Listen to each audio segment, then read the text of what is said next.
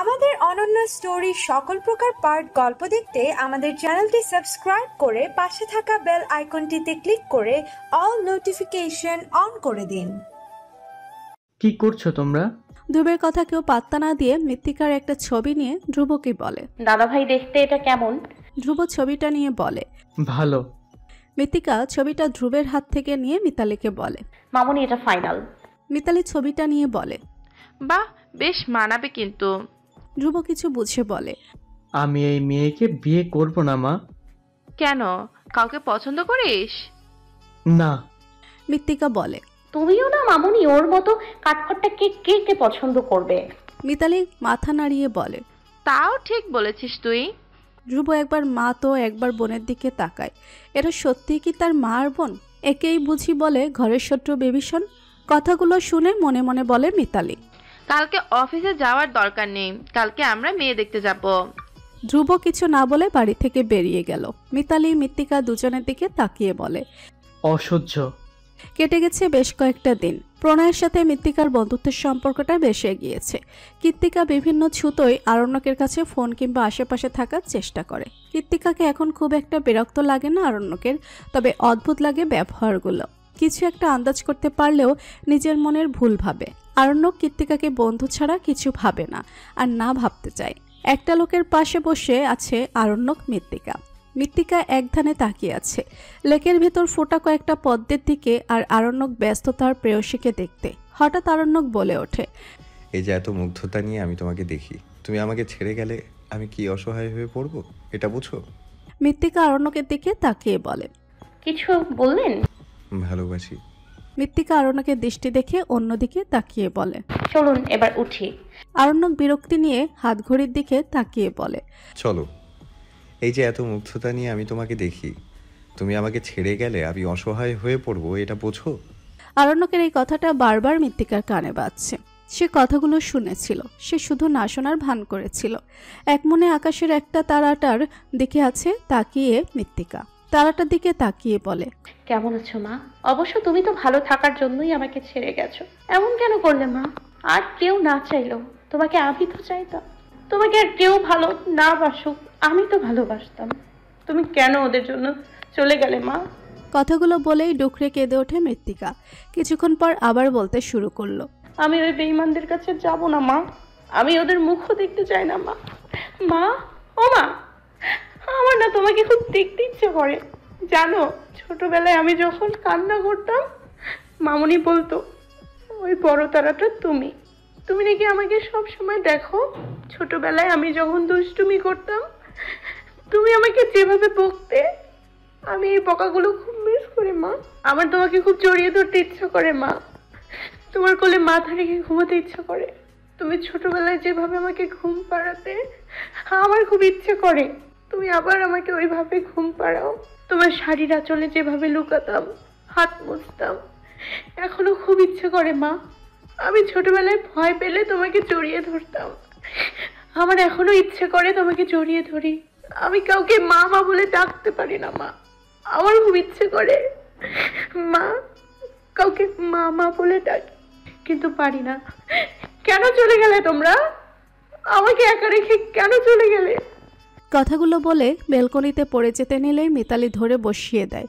মৃত্তিকার ঘরের পাশ দিয়ে যাওয়ার সময় কান্নার আওয়াজ আসে মিতালির কানে, যা তার খুব চেনা। মিতালি দ্রুত মৃত্তিকার ঘরে প্রবেশ করে কান্নার আওয়াজ অনুসরণ করে মৃত্তিকার কাছে পৌঁছে মৃত্তিকাকে জড়িয়ে নিয়ে উত্তেজিত হয়ে জিজ্ঞেস করে, কি হয়েছে মা, কান্না করছিস কেন? কেউ কি কিছু বলেছে?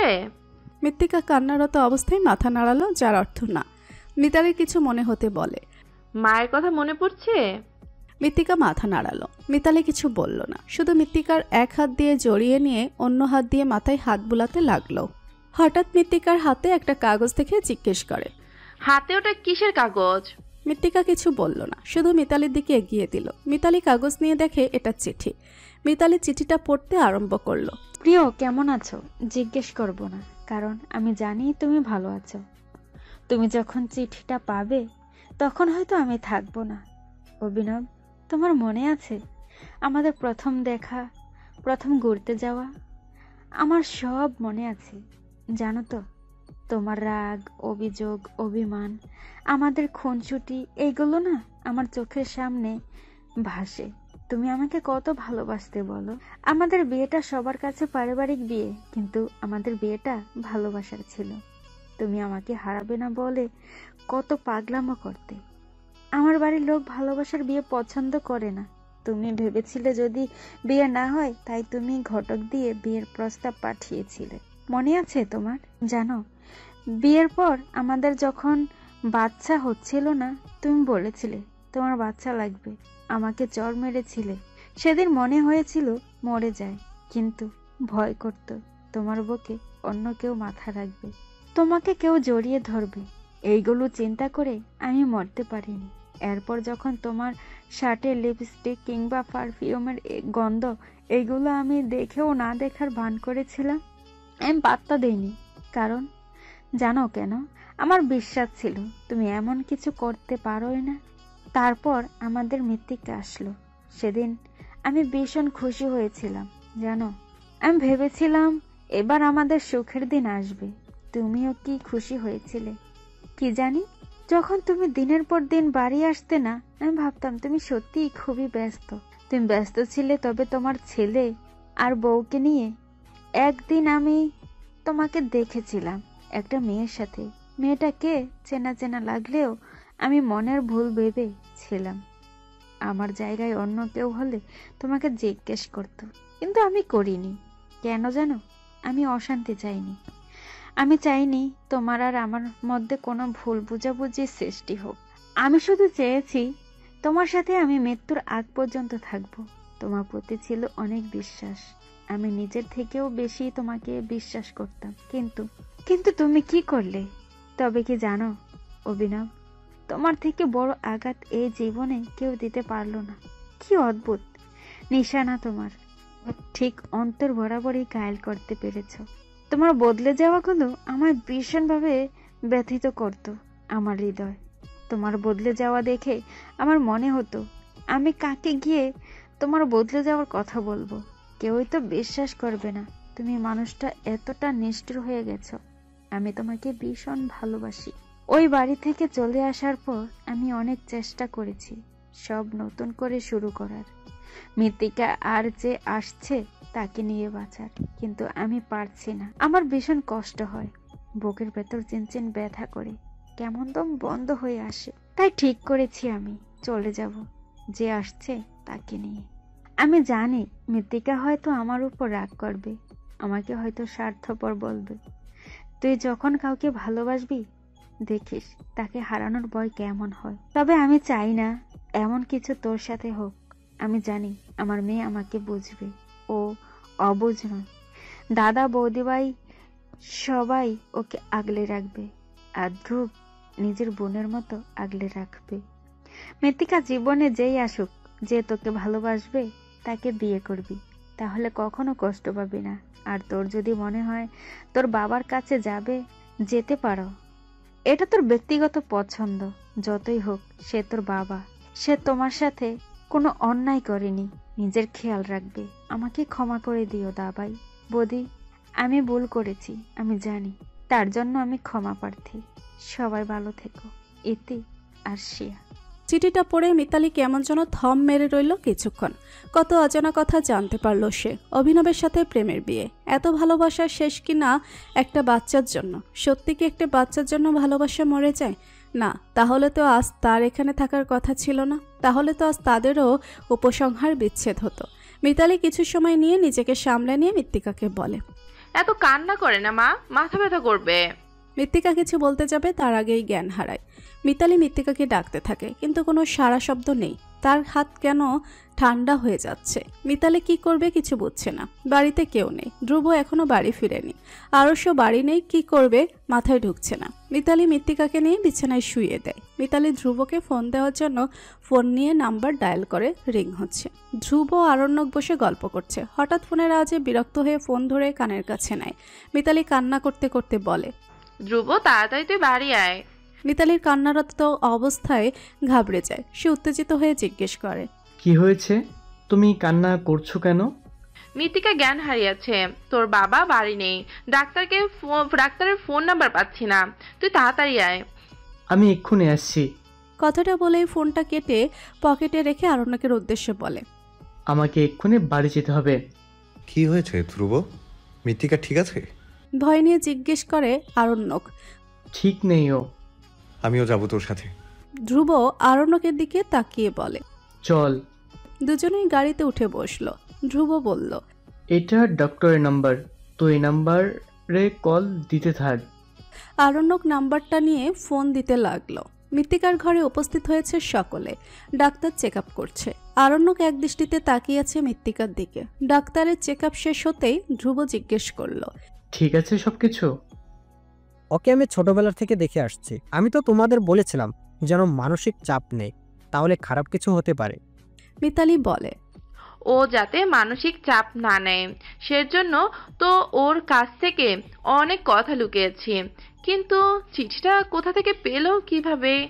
যেটা হয়েছে হয়েছে, এখন এটা নিয়ে ওকে চিন্তা করতে দেবেন না, এতে ওর জন্য ক্ষতি। আর কালকে সবাই স্বাভাবিক ব্যবহার করবেন, এমন ব্যবহার করবেন যেন কিছুই হয়নি। আমি ঘুমের ইনজেকশন দিয়েছি, আজ তার ঘুম ভাঙবে না। আজ তাহলে আসি। ডাক্তার চলে গেল। ধ্রুব মিতালির কাছে গিয়ে জিজ্ঞেস করলো, এটা কিভাবে হলো মা? মিতালি একে একে সব বলতে থাকলো। মিতালির কথা শুনে আরণ্যক ধ্রুব দুজনে স্তব্ধ। কি বলবে কিছু বুঝতে পারছে না। তারাও আজ অনেক কিছু জানলো নতুন করে। আরশিয়া দ্বিতীয়বার মা হবে এটা জানতো। কেউ ইচ্ছা করেই মৃত্তিকাকে কেউ জানায়নি, কিন্তু বাচ্চা না হওয়ার জন্য এত কথা শুনতে হতো এটা কেউই জানতো না। আরশিয়া সব গোপন করেই গেছে। মিতালির আরণ্যককে বলে, তুমি এখন কি যাবে? আজ না হয় থেকে যাও, এত রাতে যাওয়া লাগবে না। আরণ্যক থাকতে ইচ্ছে করলেও সে বলল, না আন্টি, আজ নয়, অন্য একদিন। তাহলে খেয়ে যাও। ইচ্ছে করছে না এখন, আমি বাড়ি গিয়ে খেয়ে নেব। ধ্রুব জানে এই ছেলে বাড়ি গিয়ে খাবে না। ধ্রুব মাকে উদ্দেশ্য করে বলে, তুমি গিয়ে খাবার বাড়ো, আমরা আসছি। মিতালি চলে গেল। আরণ্যক বলে, আমি এখন খাবো। বাকি কথাটুকু বলার আগে ধ্রুব থামিয়ে দিয়ে বলে, আমিও কিন্তু এখনো কিছু খাইনি, দ্রুত আয়, আমি নিচে যাচ্ছি। কথাটা বলেই চলে গেল। ঘরের ভেতর এখন আছে শুধু আরণ্যক আর মৃত্তিকা। আরণ্যক মৃত্তিকার বেডের দিকে এক পা করে এগিয়ে গিয়ে পাশে বসলো। মৃত্তিকাকে ইঞ্জেকশন দেওয়ার জন্য এখনো ঘুমাচ্ছে। আরণ্যক তাকিয়েছে মৃত্তিকার দিকে এক দৃষ্টিতে। মৃত্তিকার কপালের মাঝখানে ওষ্ঠ ছুঁয়ে বের হয়ে আসে রুম থেকে। আরণ্যক গভীর ঘুমে আচ্ছন্ন। সকাল 9টা। রাতে বাড়ি আসলেও মৃত্তিকার চিন্তায় ঘুম আসছিল না। ভোরের দিকে ঘুমিয়েছে। ফোনের রিংটনে ঘুমের কণ্ঠই হ্যালো বলে। অপর পাশে ব্যক্তি কোনো কথা বলছে না। বিরক্ত নিয়ে আরণ্যক হ্যালো হ্যালো করছে। অপর পাশের ব্যক্তির কথাটা শুনে আরণ্যকের ঘুম উড়ে গেল। আরণ্যক ঘুম থেকে উঠে বসে বলে, ধ্রুব, কি বলছিস তুই? পাগল হয়ে গেছিস? আমি সত্যি বলছি। দয়া করে আমার সাথে মজা করিস না। ধ্রুব চিৎকার দিয়ে বলে, আমি মজা করছি না, আমার বোন নেই। ধ্রুবের কথা শুনে আরণ্যক কেমন একটা অদ্ভুত অনুভূতি হলো। কিভাবে হলো? কাল রাতে তুই চলে আসার পর রাত 2টো নাগাদ গায়ের তাপমাত্রা অতিরিক্ত বেড়ে যাচ্ছিল, গা গরমে পুড়ে যাচ্ছিল। মা ওর কাছে ছিল, বাথরুমে গিয়েছিল মৃত্তিকা। মা যেতে চাইলেও মৃত্তিকা মাকে যেতে দেয়নি। নিচে সাবান ছিল, মাথা ঘোরার কারণে আর সাবানের উপর পিছলে পড়ে যায়। পড়ে গিয়ে দেওয়ালের সাথে বাড়ি খেয়ে পড়ে যায়। ওই রাতে ওকে নিয়ে হাসপাতালে ভর্তি করি। শরীর দুর্বল ছিল আর অতিরিক্ত রক্তক্ষরণ হচ্ছিল। রক্ত দেওয়া হয়েছিল কিন্তু ও নিতে পারছিল না। তার 1 ঘন্টা পর শ্বাসকষ্ট, তারপর সব শেষ। আরণ্যক কথাগুলো মন দিয়ে শুনল। এরপর জিজ্ঞেস করলো, তোরা কোথায় আছিস? বাড়ি না হাসপাতাল? বাড়ি যাচ্ছি। আমি আসছি। আরণ্যকের সামনে মৃত্তিকার লাশ। আরণ্যক অনুভূতিহীনভাবে তাকিয়েছে মৃত্তিকার দিকে।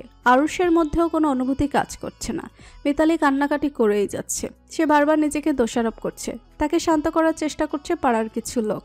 ধ্রুব মৃত্তিকার 1 হাত ধরে বসে আছে। ছেলে মানুষ নাকি কান্না করে না, অথচ ধ্রুবর 2 চোখ লাল আর ফুলে আছে। দেখে যে কেউ বলে দিতে পারবে ঠিক কতটা কান্না করেছে। মৃত্তিকাকে নিয়ে যাওয়ার সময় হয়ে গেছে। আরণ্যক মৃত্তিকার হাত দুটো নিয়ে বলে, মৃত্তিকা, মৃত্তিকা প্লিজ ওঠো, দেখো আমি এসেছি। তুমি আমাকে ঠকাতে পারো না, প্লিজ জান ওঠো, তুমি আমাকে ছেড়ে যেতে পারো না। কিন্তু মৃত্তিকার কোনো সাড়া শব্দ নেই। আমি কি করব মৃত্তিকা? আমাকে অপূর্ণ করে দিয়ে প্লিজ যেও না, আমি তোমাকে আর বিরক্ত করবো না, কথা দিচ্ছি। প্লিজ ওঠো। বাড়ির আশেপাশে সবাই আরণ্যকের কান্না দেখতে ব্যস্ত, কেউ তার কাছে যাচ্ছে না। ধ্রুব উঠে আরণ্যকের কাছে যায়। এদিকে সবাই মৃত্তিকাকে নিয়ে যাওয়ার জন্য তাড়া দিচ্ছে। কয়েকজন মিলে আরণ্যকে সরানোর চেষ্টা করে, কিন্তু তারা ব্যর্থ হয়। ধ্রুব আরণ্যকের কাছে গেলে ধ্রুবের শার্টের কলার ধরে বলে, তোর বোন আমাকে ঠকিয়েছে। কি করে পারলো আমার সাথে এমন করতে? ও আমাকে কেন বুঝলো না? ধ্রুব আরণ্যকে বুঝিয়ে মৃত্তিকাকে নিয়ে যায়। মৃত্তিকাকে নেওয়া দেখে আরণ্যক চেঁচিয়ে বলে, না, ওকে দিও না প্লিজ, আমাকে দাও না। আরণ্যক বিছানার উপর দুহাত দিয়ে মাথা চেপে ধরে আছে। ঘরে এসি চলছে, তাও আরণ্যক ঘেমে ভিজে গেছে। কিছু মনে হতে দেয়াল ঘড়ির পানে তাকায়। বেলা 12 বাজে, তার মানে সে এতক্ষণ ঘুমিয়েছিল। আরণ্যক হাত বাড়িয়ে গ্লাসটা নিয়ে দ্রুত জলপান করে নিল। জলটুকু শেষ করে ওয়াশরুমের ভেতর প্রবেশ করে। ফ্রেশ হয়ে এসে টেবিলের উপর থেকে গাড়ির চাবিটা নিয়ে বের হয়ে যায় মৃত্তিকার বাড়ির উদ্দেশ্যে। প্রতিদিনের মতো আজ আর মিতালি মৃত্তিকাকে ডাক দেয়নি ঘুম থেকে। মৃত্তিকা ঘুম থেকে উঠে ফ্রেশ হয়ে নিচে চলে যায়। মৃত্তিকাকে দেখে মিতালি বলে ওঠে, উঠেছিস? আয় খেয়ে নে, অনেক বেলা হয়ে গেছে। মিতালির কথা শুনে মৃত্তিকা একটু অবাক হলো। সে ভেবেছিল নিশ্চয়ই কালকে রাতের কথা বলবে, কিন্তু না, কিছুই বলেনি। মৃত্তিকা এতে যেন একটু স্বস্তি পেল। মিতালি মৃত্তিকার সামনে খাবার দিয়ে বলে, ধ্রুব খেয়ে নে। মৃত্তিকা আর কোনো কিছু না ভেবে খেতে শুরু করলো। খাওয়া শেষ করে ঘরে চলে গেল। নিচে থাকতো, কিন্তু শরীর ভীষণ খারাপ লাগছে, কেমন দুর্বল লাগছে। তাই মৃত্তিকা নিজের ঘরে চলে গেল। মৃত্তিকার ঘরে চলে যাওয়া দেখে মিতালি কিছু বলল না, শুধু মৃত্তিকার যাওয়ার পানে তাকিয়ে একটা দীর্ঘশ্বাস ছেড়ে রান্নাঘরের উদ্দেশ্যে পা বাড়াবে। তখনই দরজার কলিং বেলের আওয়াজে দরজার পানে গেল। এই অবেলায় আরণ্যকে দেখে ভুরু কুচকে আরণ্যকের দিকে তাকিয়ে কিছু জিজ্ঞেস করবে, তার আগেই আরণ্যক বলে, মৃত্তিকা কোথায়? ওর রুমে আছে। আরণ্যক আর কিছু না বলে দ্রুত মৃত্তিকার ঘরের উদ্দেশ্যে দ্রুত পা বাড়ালো। মিতালি কিছু ভেবে মুচকি হেসে দরজায় খিল দিয়ে রান্নাঘরের পানে চলে গেল। হঠাৎ ঘরে কারোর উপস্থিতিতে টের পেয়ে মৃত্তিকা পেছন ফিরে তাকায়। কোনো কিছু বোঝার আগে আরণ্যক মৃত্তিকাকে জড়িয়ে ধরল। মৃত্তিকাই প্রথম কারোর এত সান্নিধ্য গেল। মৃত্তিকার হার্টবিট দ্রুত গতিতে চলছে। আরণ্যক দুহাত দিয়ে মৃত্তিকার মুখ আবদ্ধ করে উন্মাদের মতো সারা মুখে ওষ্ঠ ছোঁয়ায়। মৃত্তিকার মুখ দিয়ে কোনো কথা বের হচ্ছে না। আরণ্যক এত জোরে মৃত্তিকাকে জড়িয়ে ধরেছে, মৃত্তিকার মনে হচ্ছে এই বুঝি নিঃশ্বাস বন্ধ হয়ে গেল।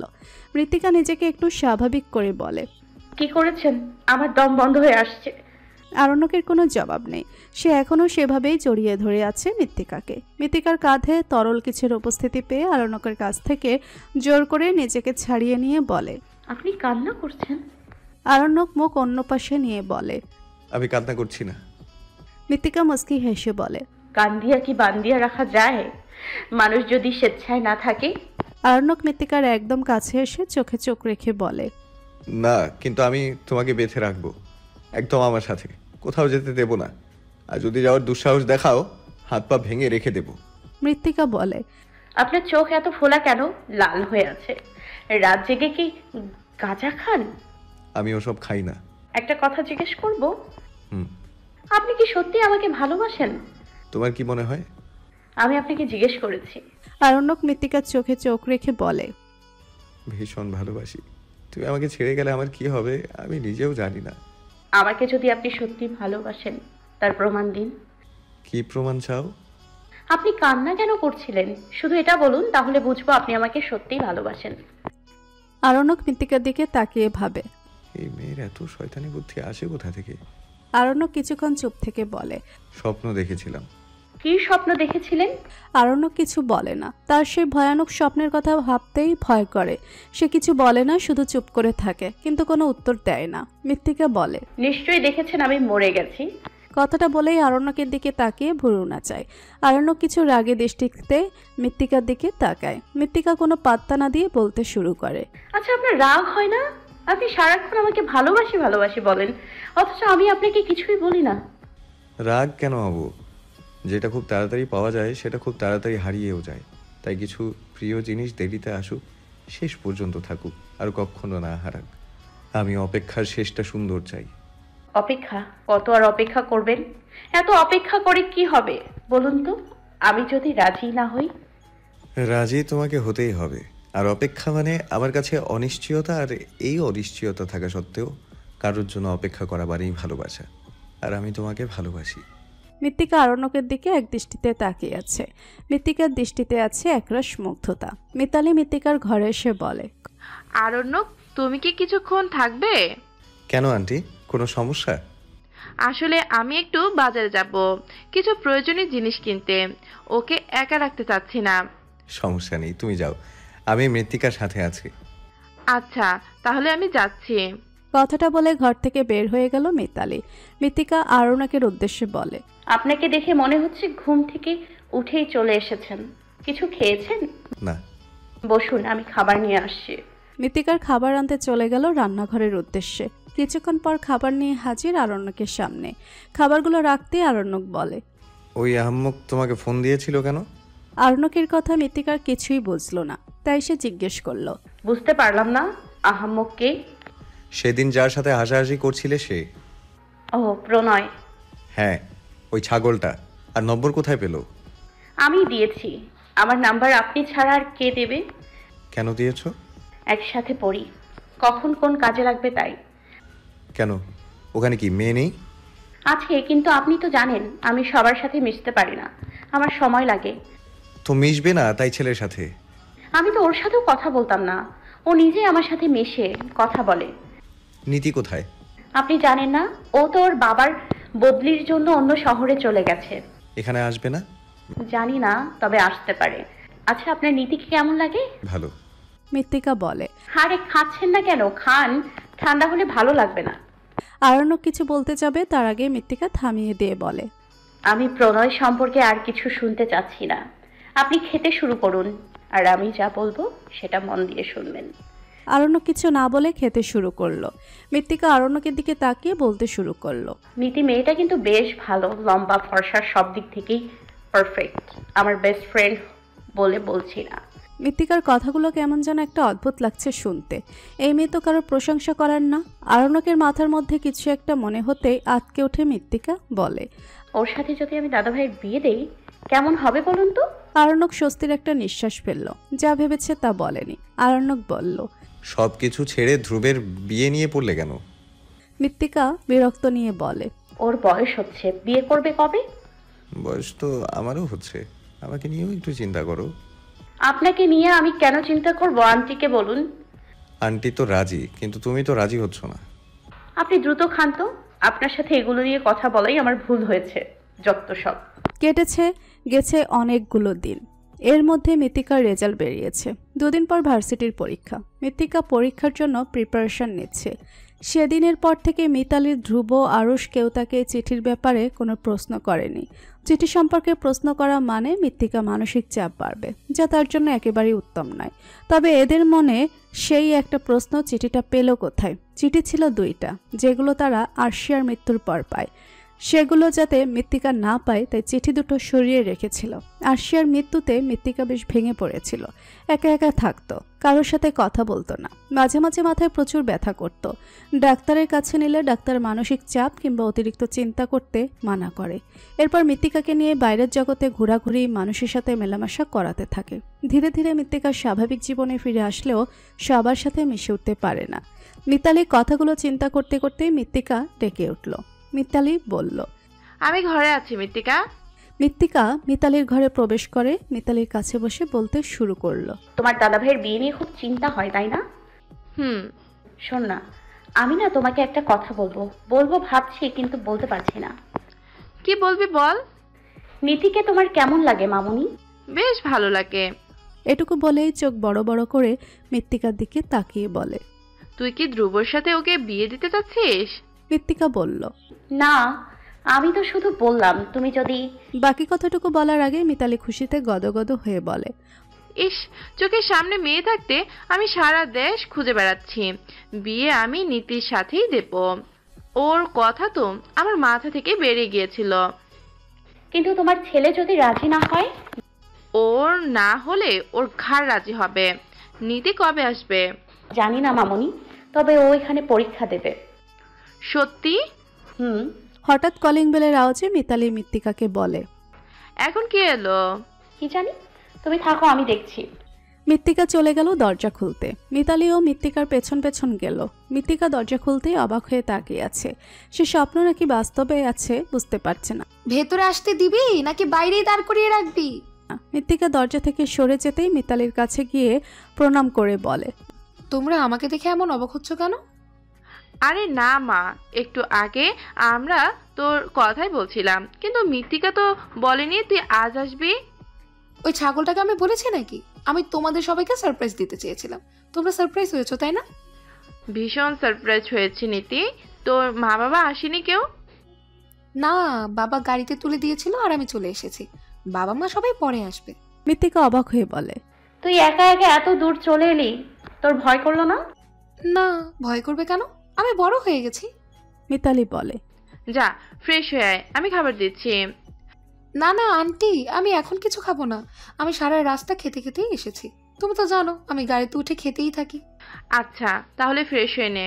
নীতি মৃত্তিকার হাত ধরে বলে। চল আমার সাথে। নীতি মৃত্তিকাকে ঘরে নিয়ে বলে, আগের থেকে আরো সুন্দরী হয়ে গেছিস। সত্যি, তুইও আগে থেকে কত সুন্দর হয়ে গেছিস। আমি কি সত্যি সুন্দরী? কেন, কোনো সন্দেহ আছে? আছে। নীতি, তুই খুব পাল্টে গেছিস। আগে কত চঞ্চল ছিলিস, এখন এমন চুপচাপ কেমন বড়দের মতো কথা বলিস। আমি এই নীতিকে চিনি না। বাদ দে, এবার বল আরণ্যকের কি খবর? কি খবর হবে? ভালো আছে। তুই এখনো রাজি হসনি? না। মৃত্তিকা, এত দেরি করিস না। ভালোবাসার মানুষ একবার হারিয়ে গেলে পাবি না। তুই ফ্রেশ হয়ে আয় তো, যা। যাচ্ছি। রাত 10:30। ধ্রুব এখনো বাড়ি আসেনি। মিতালি এতক্ষণ অপেক্ষা করছিল, কিন্তু মাথা ব্যথা ভীষণ করাই নিজের রুমে চলে যায়। রুমে যাওয়ার আগে মৃত্তিকাকে বলে গেছে ধ্রুব আসলে যেন দরজা খুলে দেয়। মৃত্তিকার নীতির সামনে পরীক্ষা থাকায় পড়ছিল। রাত 11টা বাজে, কিন্তু ধ্রুবর আসার নাম নেই। এদিকে মৃত্তিকার ঘুমে অবস্থা খারাপ। জেগে থাকার চেষ্টা করলেও শেষ পর্যন্ত ঘুমিয়েই পড়েছে। দরজার কলিং বেলের আওয়াজ হতেই নীতি মৃত্তিকাকে ডাকতে শুরু করলো, কিন্তু মৃত্তিকার ওঠার নাম নেই। নীতি অনিচ্ছা থাকা সত্ত্বেও দরজা খোলার জন্য পা বাড়ালো সদর দরজার দিকে। দরজা খুলে দিতেই ধ্রুব বলে ওঠে, মা খাবার দাও, ভীষণ খিদে পেয়েছে। বসার ঘর অন্ধকার থাকায় ধ্রুব বুঝে উঠতে পারল না এটাকে। কথাটা বলে ফ্রেশ হতে চলে গেল। নীতি চলে গেল রান্নাঘরে। যেহেতু নীতিরা এই এলাকায় থাকতো আর মৃত্তিকার ফ্রেন্ড, সেজন্য এখানে এসেছে অনেকবার। এইবারের প্রত্যেকটা কোণা তার চেনা। ধ্রুব ফ্রেশ হয়ে এসে টেবিলে বসে খাবার মুখে নেবে, এমন সময় নীতিকে দেখে থমকে যায়। একবার ভাবি সে হয়তো ভুল দেখছে। এখানে কিভাবে আসবে? নীতি এসে বলে, আন্টির শরীর ভালো ছিল না, তাই সে ঘুমাচ্ছে। আর মৃত্তিকাকে তো জানেন, ঘুমালে কিছু ঠিকই থাকে না, তাই আমি এনেছি। এখন যদি ইচ্ছে না করে তাহলে রান্না করে খেতে পারেন। একদমই কথাগুলো বলে থামে নীতি। ধ্রুব কিছু না বলে খেতে শুরু করলো। নীতি পাশে দাঁড়িয়ে রইল, কিন্তু কিছু বলল না। ধ্রুব নীতির দিকে তাকিয়ে বলে, এত চুপচাপ যে এমনই হলে তো বকবক শুরু করে দিতে। নীতি মুখে তাচ্ছিল্য হেসে বলে, সব আপনার জন্য। আপনি বলেছিলেন আপনার নাকি বকবক করা মেয়ে পছন্দই না, তাই এখন চুপচাপ থাকার চেষ্টা করি। তুমি আমার সব কথা শোনো বুঝি? চেষ্টা করি, তবে সবকিছু শুনতে ইচ্ছে করে না। আপনার আর কিছু লাগবে? না। তাহলে আমি ঘরে যাচ্ছি। নীতি চলে গেল। ধ্রুব নীতির যাওয়ার পানে একভাবে তাকিয়ে রইল। কথা বলার সময় যে নীতির গলার স্বর ধরে আসছিল তা সে বুঝেছে, কিন্তু কিছু বলেনি। সে খাবারটুকু খেয়ে নিজের ঘরে চলে গেল। নীতি ঘরে গিয়ে ঘুমানোর চেষ্টা করছে, কিন্তু পারছে না। শুধু পুরনো স্মৃতিগুলো মাথায় ঘুরপাক করছে। আজ মৃত্তিকা নীতির অ্যাডমিশন পরীক্ষা। দুজনে তৈরি হয়ে টেবিলে বসে আছে। ধ্রুব খাওয়া শেষ করে বেরিয়ে পড়ে। মৃত্তিকা নীতির সাথে যাবে। ধ্রুব গাড়িতে আপন গতিতে চলছে। ধ্রুব গাড়ি চালাচ্ছে। মৃত্তিকা নীতি দুজনেই পেছনে বসে গল্প করছে। বেশ কিছুক্ষণ পর গাড়ি ভার্সিটির সামনে এসে থামে। নীতি মৃত্তিকা গাড়ি থেকে নেমে সামনে এগিয়ে গেলে আরণ্যককে দেখতে পায়। মৃত্তিকা আরণ্যকে দেখে দাঁড়িয়ে পড়ে। নীতি মৃত্তিকাকে যেতে বললে মৃত্তিকা বলে, তুই যা, আমি আসছি। নীতি আরণ্যকের কাছে গিয়ে বলে, কেমন আছেন? ভালো, তুমি? আমিও। তুমি এখানে যে? মৃত্তিকা তো বলেনি তুমি এখানে পরীক্ষা দেবে। ওকে তো বলেনি, সারপ্রাইজ ছিল। এর মধ্যে মৃত্তিকা ধীর পায়ে আরণ্যকের কাছে এগিয়ে আসে। ধ্রুব গাড়ি পার করে এগিয়ে আসে ওদের দিকে। ধ্রুব, আরণ্যক মৃত্তিকার নীতিকে এগিয়ে দিয়ে ভার্সিটির বাইরে দাঁড়িয়ে রইল। দুজন খোশ গল্পে মেতে উঠল।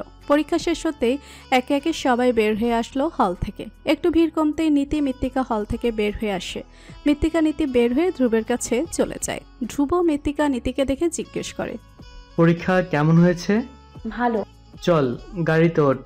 মৃত্তিকা চারপাশে চোখ বোলায়, কিন্তু আরণ্যককে দেখতে পায় না। নীতি বিষয়টা বুঝতে পেরে জিজ্ঞেস করে, কাউকে খুঁজছিস মৃত্তিকা? না, এমনি চারপাশটা দেখছিলাম। ধ্রুব ড্রাইভিং সিটে বসে বলে, কি কিরে ওর দূর তো, আমি অফিসে যাব। মৃত্তিকা আর কোনো কথা না বলে নীতিকে নিয়ে উঠে পড়ে। চারপাশে অন্ধকার নেমে এসেছে, একটু পর হয়তো সন্ধ্যা লেগে যাবে। চারপাশে হালকা বাতাস বইছে। নীতি ছাদে উঠে একটা দোলনার উপর বসে চারপাশের পরিবেশটা উপভোগ করছে। ফোনের স্ক্রিনের উপর মা নাম লেখাটা জলজল করতে মুখে এক চিলতে হাসি নিয়ে ফোনটা ধরে কানের কাছে নিয়ে বলে, কেমন আছো মা? মেয়ের কথায় মুচকি হেসে রিনা বলে, ভালো আছি, তুই কেমন আছিস? ভালো। বাবা কেমন আছে? সবাই ভালো আছে।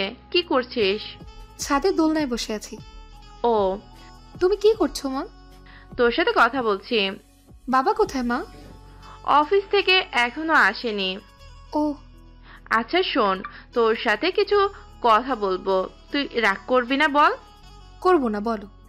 আমরা তোর বিয়ের কথা চিন্তা করছি, ছেলে আমাদের পছন্দ, এখন তুই বললেই আমরা কথা বলবো। আমি তো বলেছি আমি এখন বিয়ে করব না। কথাটা বলেই ফোনটা কেটে দেয় নীতি। আকাশের পানে তাকিয়ে বলে, মাঝে মাঝে খুব জানতে ইচ্ছে করে আমি মানুষটা কেমন হলে আপনার মনের মতো হতে পারতাম। রাতে খাওয়া দাওয়া করে ধ্রুব ছাদে এসেছে। হঠাৎ পেছনে কারোর উপস্থিতি টের পেয়ে পেছন ফিরে তাকায়। নীতিকে দেখে বলে, তুমি এখানে? আপনিও তো এখানে। ঘুম আসছিল না তাই ছাদে এলাম। আমি আপনার সাথে কিছু কথা বলতে চাই। বলো। বাড়িতে আমার বিয়ের কথা চলছে। ধ্রুব ভুরু কুচকে জিজ্ঞেস করে, তো আমি কি করব? নীতি অবাক দৃষ্টিতে তাকিয়ে বলে, আপনি এখন আমাকে ভালোবাসেন না? ভালোবাসা কি আর চাইলেই হয়? আপনি আমাকে বলেছিলেন আমি যদি ভালো রেজাল্ট করি তাহলে আপনি আমাকে ভালোবাসবেন। আমি তো ভালো মার্কস পেয়েছি। লিসেন নীতি, তুমি আমার বোনের মতো। 2 বছর আগে তুমি আমাকে বলেছিলে তুমি আমাকে ভালোবাসো। আমি কি করে জানবো সেটা তোমার মোহ ছিল না? এখন তো জানেন এটা ভালোবাসা, ভালো লাগা না। যার সাথে বিয়ে দিতে চাই তার সাথে বিয়ে করে নাও। এই কথাটা আপনি আমার চোখের দিকে তাকিয়ে বলুন। ধ্রুব নীতির চোখে দিয়ে একে তাকিয়ে বলে, আমি তোমাকে বিয়ে করতে চাই না, কারণ আমি তোমাকে ভালোবাসি না। মনে আছে আপনার আমি যখন আপনাকে প্রথম ভালোবাসি বলেছিলাম তখন আপনি হেসে উড়িয়ে দিয়েছিলেন। তারপর যখন আমি আপনার পেছন পেছন কুকুরের মতো ঘুরতাম তখন আপনি বলতেন আমি ছোট। শেষ যেবার আমি আপনাকে বললাম আমি আপনাকে ভালোবাসি সেবার আপনি আমাকে চড় মেরেছিলেন। আজ আমার মনে হচ্ছে ওই চড়টা আমি আপনাকে মারি, কিন্তু আমি মারতে পারবো না। জানেন কেন? কারণ আমি আপনাকে ভালোবাসি। নীতি অশ্রুসিক্ত নয়নে ধ্রুবের দিকে তাকিয়ে বলে। কথাগুলো শেষ করে ধ্রুবের সামনে নীতি তার মাকে ফোন দেয়। ফোন ধরতেই নীতি বলে ওঠে, মা তুমি বলেছিলে না ছেলে দেখছো আমার বিয়ের জন্য? আমি রাজি আছি, তোমরা কথা বলো। ধ্রুবের দিকে তাকিয়ে কথাগুলো বলে। কথাগুলো শেষ হতেই নীতি তার মাকে কোনো কথা বলার সুযোগ না দিয়ে ফোনটা রেখে দেয়। কথাগুলো বলেই নীতি ছাদ থেকে বের হয়ে আসতে লাগলো। নীতি? পেছন থেকে ডাক শুনে নীতি পেছন ফিরে তাকায়। সে ভাবলো ধ্রুব হয়তো বলবে ভালোবাসি, বিয়েটা করো না। তুমি আমাকে বিয়ে করবে আর কাউকে না। কিন্তু নীতিকে ভুল প্রমাণিত করে ধ্রুব বলে ওঠে, মা বিয়ে ঠিক করেছে, সামনে আমার বিয়ে। কথাটা শুনে নীতির নয়ন থেকে টুপ করে জলটুকু গড়িয়ে পড়ল। আমার উপর রাগ করে নিজের অমতে বিয়ে করো না। নিজের জীবনটা নষ্ট করতে পারো না তুমি আমার উপর রাগ করে।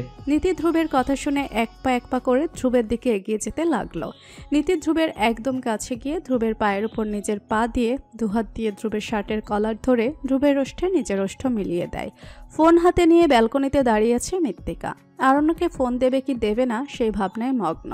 মৃত্তিকার ভাবনা ছেদ করে আরণ্যক ফোন দেয়। আরণ্যক ফোন দিতে মৃত্তিকা ফোন রিসিভ করে হ্যালো বলে। আরণ্যক বেশ অবাক হয়। মৃত্তিকাকে ফোন দিলে কখনোই এত দ্রুত ফোন ধরে না। আরণ্যক বিস্ময় নিয়ে জিজ্ঞেস করে, পরীক্ষা কেমন হয়েছে? ভালো। কি করছো?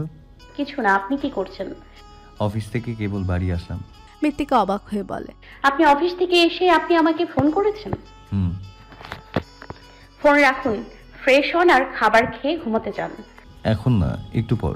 তোমার সাথে আগে কিছুক্ষণ কথা বলি তারপর। ফোন রাখুন, রাখছি। আর কিছু বলার সুযোগ না দিয়ে ফোনটা রেখে দেয়। ফোনটা নিয়ে ঘরের ভেতর প্রবেশ করে। নীতি বিছানার উপর বসে আছে। নীতিকে বসে থাকতে দেখে মৃত্তিকা বলে, কি হয়েছে নীতি? কিছু না, আমি ঘুমাবো, ঘুম আসছে। কথা বলে নীতি বিছানায় শুতে যাবে তার আগে মৃত্তিকা নীতির পাশে বসে বলে, কান্না কেন করছিস? কি হয়েছে? কান্না করছে না, আমি ঠিক আছি। আচ্ছা নীতি, তুই যে কলেজে পড়তি সেখানে তোর অনেক ফ্রেন্ড ছিল তাই না? অনেক না, তবে ছিল। সবচেয়ে কার সাথে বেশি মিশতি? রূপা নামের একটা মেয়ের সাথে। এখন ওই তোর বেস্ট ফ্রেন্ড তাই না? কি বলছিস? আমার বেস্ট ফ্রেন্ড শুধু তুই মৃত্তিকা। মোটেও না, আমি তোর বেস্ট ফ্রেন্ড হলে আমাকে তোর মনের কথাগুলো বলতি। তোর মন খারাপ, তুই আগের মতো চঞ্চল নেই, আগের মতো কথা বলিস না। তোর কি মনে হয় আমি এগুলো বুঝি না? নীতি আর নিজেকে সামলাতে না পেরে মৃত্তিকাকে জড়িয়ে ধরে কান্না করে ফেলে। মৃত্তিকা বেশ অবাক। নীতির সাথে তার বেড়ে ওঠা। নিজে যতটা চুপচাপ, নীতি মেয়েটা তত চঞ্চল। এই পর্যন্ত মেয়েটাকে এভাবে কান্না করতে দেখেনি। মৃত্তিকা ধীরে ধীরে নীতির পিঠে হাত বোলাতে লাগলো। কিছুক্ষণ পর জিজ্ঞেস করে, কি হয়েছে বলতো? নীতি নিজেকে একটু সামলে নিয়ে বলে, জানিস মৃত্তিকা, মাঝে মাঝে মনে হয় মরে যাই, কিন্তু পারছি না। আমি জানি না তোর কি হয়েছে, তবে এটুকু বলবো, তোর যখন মরতে ইচ্ছে করবে তখন একটু ধৈর্য ধরে থাকবি। দেখবি জীবন এমন একটা জায়গায় এনে দাঁড় করাবে, তখন তোর মনে হবে ইস, কি না একটা ভুল করতে যাচ্ছিলাম। জীবন খুব সুন্দর নীতি, আমরা তো উপভোগ করতে পারি না। একটু ধৈর্য ধর, অপেক্ষা কর, দেখবি সব ঠিক হয়ে যাবে। মৃত্তিকা নীতিকে কিছুটা শান্ত করে ঘুমিয়ে পড়তে বলে। তবে নীতির কি হয়েছে তা জিজ্ঞেস করে না। যখন মন যাবে তখন ঠিক বলবে নীতি। আর কিছু না ভেবে নিজেও গায়ে লিয়ে দিল বিছানায়। ছাদে দাঁড়িয়ে আছে ধ্রুব। কিছুক্ষণ আগে নীতির করা ঘটনা নিয়ে ভাবছে। কি করবে সে? বলে দেবে মাকে সেই বিয়ে করতে চায় না, কিন্তু কি করে বলবে? মা তো দিব্যি দিয়েছে। আচ্ছা, সত্যি কি সে নীতিকে ভালোবাসে? সে কাছে থাকলে তার ভালো লাগে? তার বকবক করাগুলো তো ওর ভালো লাগে। নীতি না থাকলে ধ্রুবের শূন্য শূন্য লাগে। এই তো এই 2 বছর শূন্যতা জিনিসটা বুঝলো। বাকি জীবনটাও কি এই শূন্যতা জীবন পার করতে হবে? কথাগুলো ভাবতে ভাবতেই মনে পড়লো তার মায়ের সাথে তার কালকে কি কথা হয়েছে। অতীত ধ্রুব বসে অফিসের কাজ করছিল। ঘড়িতে তখন 11টা। এর মধ্যে ঘরে আগমন ঘটে মায়ের। এই অসময় মাকে দেখে বলে ধ্রুব বলে, কিছু বলবে মা? না, তুমি বলো, আমি শুনছি। মন দিয়ে শুনবি, আমি বলছি। হ্যাঁ বলো। ধ্রুব, আমার বয়স হয়েছে, আর কয়েকদিন পর মৃত্তিকাকে বিয়ে দিতে হবে। তোর আব্বা অসুস্থ, আমার কিছু হয়ে গেলে এই সংসার কে সামলাবে? আমি তোর জন্য মেয়ে দেখছি, মেয়ের বাবা মাও রাজি আছে। এখন তুই বললেই বিয়ের দিনে ফাইনাল করব। মা, আমি তো বলেছি আমি এখন বিয়ে করতে চাই না। আমরা বাড়িতে কাজের লোক রাখতে চেয়েছিলাম, কিন্তু তুমি রাখতে দাওনি আমাকে। তুই যদি এই বিয়ে না করিস ধ্রুব, তুই কিন্তু আমার মরা মুখ দেখবি, আমার দিব্যি। তুই এই বিয়েতে রাজি হবি, কোনো শৃঙ্খেট করবি না। ধ্রুব বলে ওঠে, যাও, আমি রাজি আছি। একটা না 10টা বিয়ে করব, তারপর 10 জন মিলে তোমার এই সংসার সামলাবে। খুশি তুমি? আমি ভীষণ খুশি। আমি কিন্তু তোর কোনো ক্ষতি চাই না ধ্রুব, তোর ভালোর জন্যই বলছি। তোকে আমি জিজ্ঞেস করেছিলাম তুই কাউকে পছন্দ করিস কিনা, তুই বলেছিস না। আসছে। কথাগুলো বলেই চলে যায় নিজের ঘরে। ধ্রুব বাস্তবে ফিরে আসে। বর্তমান ধ্রুব আর কিছু না ভেবে নিজের ঘরের উদ্দেশ্যে পা বাড়ায়। চারদিকে ছড়িয়ে পড়েছে। নীতি ঘুম থেকে উঠে নিচে চলে যায়। মৃত্তিকা এখনো ঘুমাচ্ছে। নীতি নিচে গিয়েই অবাক। বসার ঘরে নীতির মা বসে আছে। নীতিকে দেখে উঠে নীতির কাছে এসে বলে, উঠে গেছিস? আয় আমার সাথে। তুমি এখানে এত সকালে কেন? কালকে তোর কথা শুনেই তোর বাবা বলল তুমি চলে যাও, সব আয়োজন করতে লাগো। তোর যদি আবার মত পাল্টে যায়, বাবা, এত রিস্ক নেওয়া যাবে না। নীতি অবাক দৃষ্টিতে তাকিয়ে আছে। ওদের কথা বলতে বলতে মৃত্তিকা আন্টি বলে জড়িয়ে ধরে জিজ্ঞেস করে, কেমন আছো তুমি আন্টি? ভালো আছি, তুই কেমন আছিস? ভালো। আঙ্কেল আসেনি? না, কাল পরশু চলে আসবে। দেখি কত বড় হয়ে গেছিস। তুই কবে বিয়ে করবি? নীতির বিয়ে তো হতেই গেল। মৃত্তিকা উত্তরে কিছু বলল না। ওদের কথা বলতে বলতে ধ্রুব এসে প্রণাম করে জিজ্ঞেস করে, কেমন আছেন আন্টি? শরীর ভালো আছে? হ্যাঁ বাবা, একদম সুস্থ আছি। এবার তোদের বিয়ে হয়ে গেলে আরো ভালো থাকবো, বুঝেছ? বিনিময়ে ধ্রুব হাসলো, কিন্তু কিছু বলল না। নীতি বলে, মা, তোমার সাথে আমার কিছু কথা আছে, ভেতরে চলো। নীতির কথায় তার মা বেশ বিরক্ত বোধ করে, তবে কিছু বলে না। তখন বললেও বিপদ, যদি মেয়ে আবার বলে বিয়ে করবে না, তখন আরেক ঝামেলা। তাই সে বলল, বল, কি বলবি? নীতি কোনো কথা না বলে মায়ের হাত ধরে উপরে নিয়ে গেল। বল তো নীতি, কি বলবি? সবার সামনে নিয়ে চলে আসলি, দ্রুত বল। মা, আমি এই বিয়েতে রাজি, কিন্তু একটা শর্ত আছে। কি শর্ত বল? বিয়েতে রেজিস্ট্রি তো করতে হবে, তাই না? হ্যাঁ। বিয়েতে আমি কোনো অনুষ্ঠান করতে চাই না, শুধু রেজিস্ট্রার হব। তাছাড়া আর কিছু না। এতে যদি তুমি রাজি থাকো তাহলে আমি ওর বিয়েতে রাজি, না হলে না। এখন তুমি ভেবে দেখো কি করবে। কথাগুলো বলেই নিচে চলে গেল নীতি। বসার ঘরে সবাই বসে আছে, নেই শুধু ধ্রুব আর নীতি। ধ্রুব অফিসে আর নীতি উপরে। বিয়ের দিন ঠিক করতে ব্যস্ত সবাই। নীতির কথা অনুযায়ী বিয়েতে কোনো অনুষ্ঠান হবে না, শুধু রেজিস্টার হবে আর দুই পরিবারের মধ্যে একটু খাওয়া দাওয়া। তবে এর মধ্যে সবচেয়ে অখুশি মৃত্তিকা। এটা কোনো বিয়ে হলো? এর থেকে বিয়ে না করাই তো উত্তম ছিল। বিয়েতে নাচ গান সব অনুষ্ঠান হবে তা না, এ নিয়ে বেশ বিরক্ত মৃত্তিকা। মিতালি বলে, জানেন, একটা কথা শুনেছিলাম, যার বিয়ে তার হুঁশ নেই, পাড়াপড়শির ঘুম নেই। তো আমাদেরও তাই হয়েছে।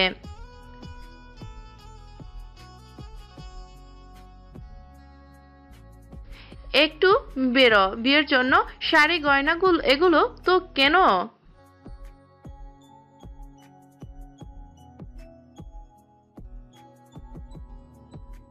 রিনার কথায় বসার ঘরের উপস্থিতি সবাই হেসে ফেলল। এর মধ্যে আরুষ বলল, তাহলে বিয়ের তারিখ কবে হবে?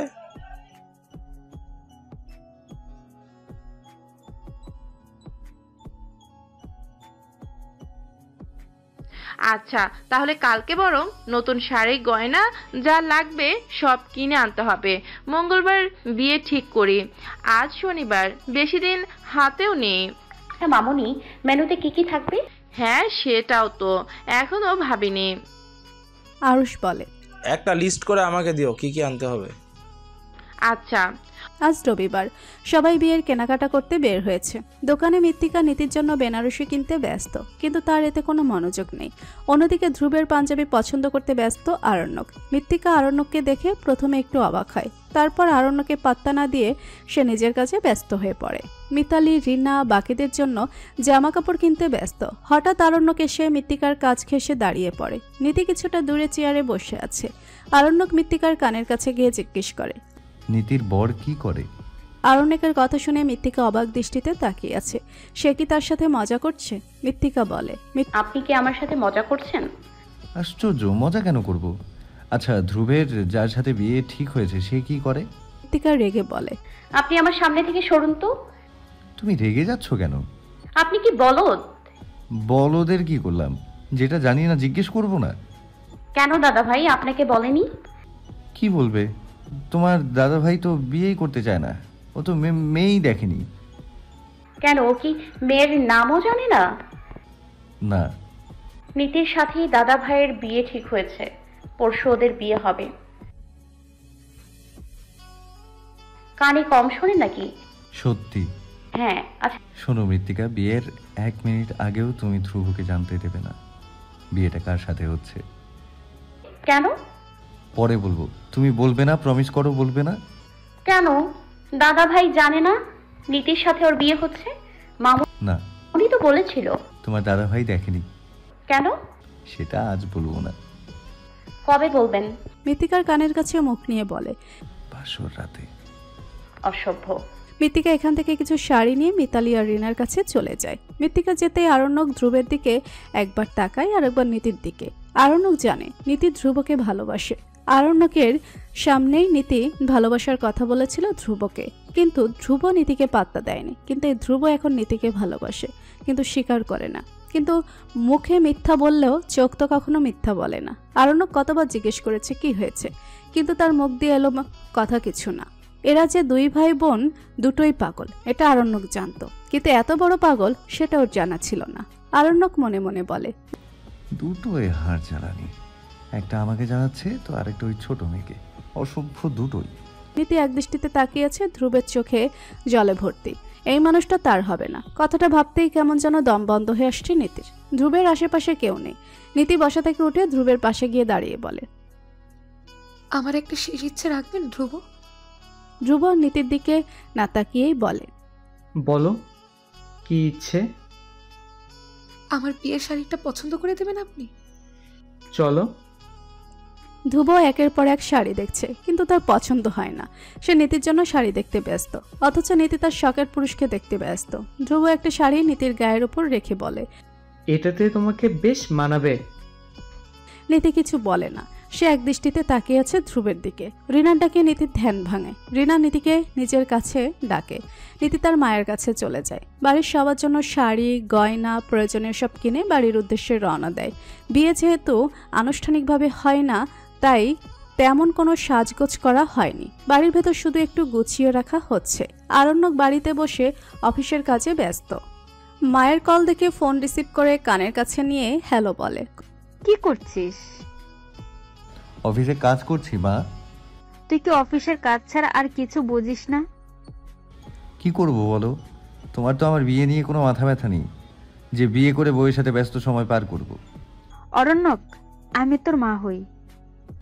সেজন্যই তো বললাম, ছেলের দুঃখের কথা মাকে ছাড়া আর কাকে বলবে? তোর লজ্জা করে নিজের বিয়ের কথা মাকে বলেছিস? নেই তো লজ্জা। তুমি দেখো ধ্রুব কি সুন্দর করে বিয়ে করছে। ও কিন্তু বিয়েতে রাজি না। ওর মা কিন্তু ওকে জোর করে বিয়ে দিচ্ছে। তুমিও তো আমাকে জোর করে বিয়ের পিড়িতে বসাতে পারো মা। তোকে পারি, কিন্তু মৃত্তিকাকে নয়। মৃত্তিকা যেদিন বিয়েতে রাজি হবে সেদিনই তোকে বিয়ে করিয়ে দেব। তুমি ওই অপেক্ষাতেই থাকো। তুমি দেখো একদিন হুট করে বিয়ে করে তোমার সামনে হাজির হব। নির্লজ্জ, এসব কথা বাদ দে, আসল কথায় আয়। কালকে যাচ্ছিস তো? দিদি ভাইয়ের শরীর কেমন আছে? ভালো। সামনের মাসে ডাক্তার ডেট দিয়েছে। আচ্ছা, খেয়েছো? শোন, আমি তো কাল বিয়েতে যেতে পারবো না। এখান থেকে যাওয়া সম্ভব না। আমি তো সেটা জানি মা, তুমি চিন্তা করো না। আচ্ছা, তুমি শুধু আমার বিয়েটা নিয়ে চিন্তা করো, বুঝেছো? তুই ফোন রাখ হতচ্ছাড়া। কথাটা বলে সর্বাণী ফোনটা কেটে দিল। আরণ্যক ফোনের দিকে তাকিয়ে রইল। ফোনটা রাখতে যাবে তার আগে আননোন নাম্বার থেকে ফোন আসে। আরণ্যক ফোনটা রিসিভ করে হ্যালো বলে। ওপাশ থেকে বলে ওঠে, প্লিজ আরণ্যক, ফোনটা রেখে দিও না প্লিজ, ব্লক খুলে দাও। এটা কার নম্বর মৃত্তিকা? এটা আমি নতুন কিনেছি। ফোন রাখো, আমাকে ফোন দেবে না প্লিজ। একটু বোঝার চেষ্টা করো Aranyak, I really love you. চুপ, একদম চুপ। আমি তোমাকে ভালোবাসি না, আমি অন্য কাউকে ভালোবাসি। আর তার সাথে কয়েকদিন পর আমার বিয়ে। কান্না করতে করতে কৃত্তিকা বলে, বিয়ে হবে, এখনো তো হয়নি। আমি তোমাকে ভীষণ ভালোবাসি। আর কোনো কথা না শুনে আরণ্যক ফোনটা কেটে দেয়। মৃত্তিকা নীতিকে সাজতে ব্যস্ত। নীতি বিরক্ত নিয়ে বসে আছে। নীতি শুধু নড়াচড়া করছে। মৃত্তিকা 2-3 বার ধমক দিয়ে বসিয়ে রেখেছে, কিন্তু নীতি তো নীতি এবার বিরক্ত নিয়ে বলে, এত ঢঙে সাজানো লাগবে কেন? আমি সাজিয়ে দিচ্ছি, তোর ভালো লাগছে না? দেখ মৃত্তিকা, এই বেনারসি পরিয়েছিস, খুব ভালো কথা। এসব গয়না, চুলে মালা, এগুলো তো আর কি দরকার? কোনো দরকার নেই। তুই এমন করছিস কেন? তুই না বলতি তোর বিয়েতে তুই এভাবে সাজবি? এখন ভালো লাগছে না। শাড়ি পরেছি, চুলে মালা দিয়েছিস, ওই হালকা গয়নাটা দে, যথেষ্ট। সর, হয়ে গেছে, আর না। তুই একদিন পস্তাবি এই সাজের জন্য, দেখিস। নীতি কোনো পাত্তা দিল না। মৃত্তিকা চলে গেল ধ্রুবের ঘরের উদ্দেশ্যে। সে তৈরি হয়েছে কিনা দেখতে। নীতি এখন ভীষণ কান্না পাচ্ছে। সে কেন জেদ করে বিয়েটা করতে গেল? নীতি ভাবতে লাগলো, সে যদি এখন ধ্রুবকে ফোন দিয়ে বলে, চলুন আমরা পালিয়ে যাই, তাহলে কি যাবে? না, সে যাবে না। মৃত্তিকা এসে বলে, চল। কোথায়? উকিল চলে এসেছে, সব প্রস্তুত। আমার বড় চলে এসেছে? কেমন দেখতে রে? বোকার মতো কথা বলিস কেন? তুই দাদা ভাইকে জীবনে দেখিসনি নাকি? তোর ওই দাদার সাথে আমার বরের সম্পর্ক কি? নীতি, তোর বরের নাম কি? জানি না। তুই দেখিসনি? আন্টি তোকে বলেনি তুই কার সাথে বিয়ে করছিস? না, আমি শুনিনি। বলতে চেয়েছিল। ও, তাহলে একবারে দেখে নিস, চল। তুই বলবি? না, চল। নীতির পরনে ধ্রুবের পছন্দ করে দেওয়া হালকা নীল রঙের বেনারসি, চুলে খোপা করে বেলি ফুলের মালা দেওয়া, মুখে তেমন কোনো প্রসাধনী নেই, কপালে একটা ছোট লাল টিপ, গলায় হালকা সোনার একটা গয়না, হাত ভর্তি চুড়ি। মৃত্তিকা নীতিকে নিয়ে সিঁড়ি দিয়ে নামছে। ধ্রুব নীতির দিকে একদৃষ্টিতে তাকিয়ে আছে। মৃত্তিকা সিঁড়ি দিয়ে নামানোর সময় নীতির কানে কানে বলে, ওই দেখ তোর হবু বর সোফায় বসে তোর দিকে তাকিয়ে আছে। নীতি তাকালো, সে ধ্রুবকে দেখতে পেল। সে একবার মৃত্তিকার দিকে তো একবার ধ্রুবের দিকে তাকাচ্ছে। নীতি কিছু বলতে পারছে না। নীতির এমন মনে হচ্ছে সে বোবা হয়ে গেছে। নীতিকে নিয়ে মৃত্তিকা ধ্রুবের পাশে বসিয়ে দিল। ধ্রুব আরণ্যকে জিজ্ঞেস করে, আমার দিকে এইভাবে তাকিয়ে আছে কেন?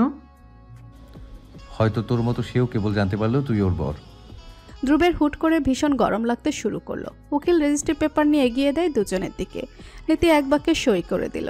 যদিও নীতির একবার মনে হয়েছিল একে বিয়ে করবে না, কিন্তু মন তো মানল না। সে মনে মনে সিদ্ধান্ত নিল এটাকে বিয়ে করে শায়েস্তা করবে। এক মাঘে তো শীত যায় না। নীতিকে সই করতে বললে সে এক বাক্যে সই করে দেয়। এরপর ধ্রুবেরই সই করার পালা। ধ্রুব কলম ধরে বসে আছে। ধ্রুবকে সবাই সই করতে বলছে, কিন্তু সে কলম ধরে বসে আছে। নীতি অদ্ভুত দৃষ্টিতে তাকিয়ে আছে ধ্রুবের দিকে। এদিকে ধ্রুবকে সই করার জন্য বলছে। আরণ্যক পাশ থেকে বলে ওঠে, তুই যদি নিজের নাম লিখতে না পারিস আমাকে বল, আমি টিপসইয়ের ব্যবস্থা করছি। আর একটু দেরি যদি তুই করিস তাহলে নীতি কিন্তু তোকে শিওর মেরে ফেলবে। আরণ্যকের কথায় ধ্রুব নীতির দিকে তাকায়। নীতির তাকানো দেখে সে দ্রুত সই করে দেয়। ওদের সই করা শেষ হতেই সাক্ষীরা সই করে। বিয়ে সম্পন্ন হতেই মৃত্তিকা সবাইকে মিষ্টি দিতে লাগে। রিনা বলে বড়দের প্রণাম করতে। নীতি ধ্রুব একসাথে উঠে সবাইকে প্রণাম করে। নীতির বাবা সজীবকে প্রণাম করতে গেল, তিনি প্রণাম করতে দেয় না। মেয়ের মাথায় স্নেহের হাত বুলিয়ে দেয়। নীতি এই পর্যন্ত বাবার চোখে জল দেখেনি। নীতি বাবার চোখে জল দেখে বাবাকে জড়িয়ে ধরে কান্না করে দেয়। সজীব মেয়েকে শান্ত করে ধ্রুবের দিকে তাকিয়ে বলে, এখন থেকে কিন্তু নীতির সব দায়িত্ব তোমার, ওকে দেখে রেখো বাবা। আপনি চিন্তা করবেন না আঙ্কেল, আমি আমার সবটুকু দিয়ে ওকে আগলে রাখবো। ভরসা আছে বলেই তো তোমার হাতে মেয়েকে তুলে দিলাম। মিতালি পরিস্থিতি স্বাভাবিক করার জন্য বলে, অনেক কান্নাকাটি হয়েছে, এবার চলো সবাই খাবে। বর বউ কিন্তু সকাল থেকে কিচ্ছু খায়নি। খাওয়া দাওয়া শেষ করে যে যার রুমে চলে গেছে। নীতি ধ্রুবের ঘরে ভেতর। ধ্রুব দরজার সামনে দাঁড়িয়ে আছে বললে ভুল হবে। তাকে দাঁড়িয়ে করে রাখা হয়েছে টাকার জন্য। আরণ্যক আর মৃত্তিকা গেট ধরে দাঁড়িয়ে রয়েছে। তাদের দাবি ৮,০০০ টাকা, কিন্তু ধ্রুবের কাছে এখন এত টাকা নেই। ধ্রুবের পকেটে ১,০০০ টাকার একটা নোট। ধ্রুব বুঝিয়ে ঘরের ভেতর প্রবেশ করে আলমারি থেকে টাকা বের করে দিয়ে দেয়। টাকা পেয়ে মৃত্তিকা চলে যায় নিজ রুমে। আরণ্যক ধ্রুবের কানে কিছু একটা বলে রুম থেকে বের হয়ে আসে। আরণ্যক বের হতে ধ্রুব ঘরের দরজা লাগিয়ে দেয়। দরজা লাগাতে দেখে বিছানার মাঝখানে একটা বালিশ রেখে শুয়ে পড়ে। ধ্রুব দরজা লাগিয়ে দিয়ে নীতির অপর পাশে শুয়ে পড়ে। কিছুক্ষণ পর ধ্রুব নীতিকে ডাকতে থাকে, কিন্তু নীতি উত্তর নেই না। ধ্রুব জানে নীতি ঘুমায়নি। ধ্রুব আর কিছু বলে না। আরণ্যক বসার ঘরে আসতে দেখতে পায় আরুষ আর মিতালি বসে আছে। আরণ্যক আরুষ আর মিতালির কাছে গিয়ে বলে, আজ তাহলে যাই আন্টি আঙ্কেল। এখনই চলে যাবে? আজ থেকে গেলে পারতে। আজ না, অন্য একদিন। তোমার দিদির শরীর এখন কেমন আছে? এখন ভালো আছে। বেশ কিছুক্ষণ গল্প করে আরণ্যক তাদের থেকে বিদায় নিয়ে বেরিয়ে পড়ে বাড়ির উদ্দেশ্যে। আজ নীতির বাবা মা চলে যাবে। নীতি তার মায়ের কাছে বসে আছে। তার মা তাকে বোঝাচ্ছে কি করতে হবে আর কি করতে হবে না। নীতি শুধু মাথা নাড়াচ্ছে। নীতি বলে, এত তাড়াতাড়ি কেন যাচ্ছ? তোর বাবা ছুটি পায়নি নীতি। তুমি থাকো মা। তুই তোর বাবাকে চিনিস না? সে ঠিক মতো ওষুধ খাবে না, তখন অসুস্থ হয়ে পড়বে। বাবাকে তাড়াতাড়ি ছুটি নিয়ে এখানে চলে আসবে। আসবো। নতুন জীবন খুব সুন্দরভাবে কাটাও। নীতি শুধু মাথা নাড়ালো। নীতি মায়ের সাথে কথা বলে এসে মিতালির কাছে গিয়েছিল তার কাজে সাহায্য করতে, কিন্তু সে কোনো কাজে হাত লাগাতে দেয়নি। সে ধ্রুবকে ডাকতে পাঠিয়েছে। নীতি ঘরে এসে দেখে বিছানা খালি। ওয়াশরুম থেকে জলের শব্দ হচ্ছে, তার মানে ধ্রুব ফ্রেশ হতে গেছে। নীতি মৃত্তিকার ঘরে চলে গেল। মৃত্তিকা ঘুম থেকে উঠে বিরাস করছে। নীতি বলে, তুই এত দ্রুত ঘুম থেকে উঠলি যে? ঘুম ভেঙে গেছে। নীতি মৃত্তিকার বিছানা গোছাতে গোছাতে বলল, মৃত্তিকা বল। আমাকে শাড়ি পরে কেমন লাগছে রে? মৃত্তিকা নীতির দিকে তাকিয়ে বলল, ভীষণ মিষ্টি লাগছে, একদম বউ বউ লাগছে। সত্যি? আচ্ছা এখন তোর কেমন লাগছে? নতুন বিয়ে হয়েছে। ভালো লাগছে। কেমন একটা অদ্ভুত অনুভূতি মৃত্তিকা। তুই যেদিন বিয়ে করবি সেদিন দেখিস তুই এমন অনুভব করবি। তোমাদের সব কথা শেষ কি আমার বিয়ে দিয়েই হয়? এবার চল খেয়ে নিবি। বাহ, কি পরিবর্তন তোর। বিয়ে হলে মানুষ এমন পরিবর্তন হয়ে যায় বুঝি। কি পরিবর্তন দেখলি? আমার বিছানা গোছাচ্ছিস, খাবার জন্য তাড়া দিচ্ছিস। বক বক বাদ দিয়ে চল। কেটে গেছে 2 দিন। রীতির মা বাবা বিয়ের পরদিনই চলে গেছে। এই 2 দিনে নীতি ধ্রুবের সাথে কোনো কথাই বলেনি। ধ্রুব কথা বলার চেষ্টা করলেও সে একটাও কথা বলেননি। তবে ধ্রুবের জামা কাপড় গোছানো, খাবার বেড়ে দেওয়া সব করে কিছু করে দেয়। আরণ্যকের সাথে এই দুদিন কোনো কথা হয়নি মৃত্তিকার, এতে বেশ মন খারাপ মৃত্তিকার মন খারাপ দেখে নীতি জিজ্ঞেস করলেও কিছু বলেনি। আরণ্যক ধ্রুবের অফিস কক্ষে এসে বসে আছে, ধ্রুবের সেদিকে কোনো মাথা ব্যথা নেই। আরণ্যক এবার বিরক্ত নিয়ে বলে, ধ্রুব, আমি কিছু কথা বলতে এসেছি তোর সাথে। বল, শুনছি। আমি বিয়ে করতে চাই। কর ধরে রেখেছে কে? তোর বোন। সবসময় মজা আমার ভালো লাগে না। তোর সাথে আমি মজা করার মুডে নেই। এই নে আমার ফোন আর দেখ। আরণ্যক পকেট থেকে ফোন বের করে ধ্রুবের দিকে দিয়ে বলে। ধ্রুব ফোনটা নিয়ে বলে, কি দেখবো? কল লিস্টে যা। ধ্রুব কল লিস্টে যায়, কল লিস্ট ভালো করে দেখে বলে, এটা কার নাম্বার? এত ফোন দেয় তোকে? আরণ্যক ধ্রুবকে প্রথম থেকে সব খুলে বলে। ধ্রুব শুনে বলে, এখন কি করতে যাচ্ছিস? বিয়ে করব। কর। তোর বোন রাজি হচ্ছে না। রাজি করা? আমি ওকে তুলে নিয়ে গিয়ে বিয়ে করি। না। ওকে তুই রাজি করাতে পারছিস না? তুই একটু বল। কথা বলতে বলতে ধ্রুবের ফোন বেজে ওঠে। আরণ্যক বলে, নীতি তোর বউ ফোন দিয়েছে তাই না? ধ্রুব ফোনটা ঘুরিয়ে আরণ্যকের দিকে রেখে বলে, আমার বোন যাকে তুই বিয়ে করতে যাচ্ছিস আমাকে তো ফোন দেয় না। ধ্রুব ফোন ধরে কানের কাছে নিয়ে বলে, বল। কয়টা বাজে দাদা ভাই? 9:30। বাড়ি কখন আসবি? আমি তো 10:30টার আগে আসি না। আগের কথা আর এখনকার কথা আলাদা। তুই এখন বিবাহিত। মামুনি কিন্তু এখনো জানে না তুই বাড়ি আসিসনি। মামুনি জানতে পারলে কিন্তু রাগ করবে। আমার একটু দেরি হবে মৃত্তিকা। নীতি তোর জন্য না খেয়ে বসে আছে। ওকে খেয়ে নিতে বলো। তোর বউ তুই বল। আমার বউ হলে ও তোর বেস্ট ফ্রেন্ড হয়।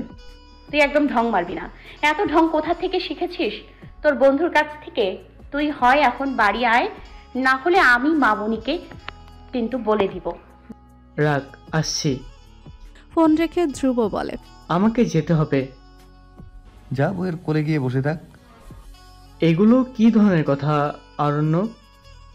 ধ্রুব, তুই এখন ভার্জিন নেই বল। আমি এখনো ভার্জিন। সত্যি? অবাক হয়ে বলে আরণ্যক। ধ্রুব বিরক্তি নিয়ে বলে, তুই থাক, আমি যাচ্ছি। কথাটা বলেই চলে গেল ধ্রুব। আরণ্যক হতাশ দৃষ্টি নিয়ে ধ্রুবের যাওয়ার পানে তাকিয়ে আছে। সে তো এভাবে যেতে চায় বউয়ের সাথে ব্যস্ত সম্পর্ক পার করতে।